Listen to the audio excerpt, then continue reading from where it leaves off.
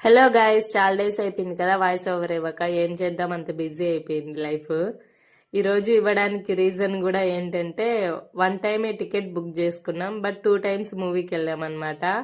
దానికే డే అంతా సరిపోయింది. 5 అవర్స్, ఆల్మోస్ట్ 6 అవర్స్, 3 అవర్స్. ఇంకా ఉండే 16 అవర్స్లో 6 అవర్స్ వెళ్ళిపోతే 10 అవర్స్లో అసలు డే ఉన్నట్టే అనిపించలేదు మాకు. సండే ఇలా వచ్చి అలా వెళ్ళిపోయింది. జస్ట్ తిన్నాం, మూవీ చూసాము. ఎందుకు భయము? ఇది వేయలేదే డాన్స్.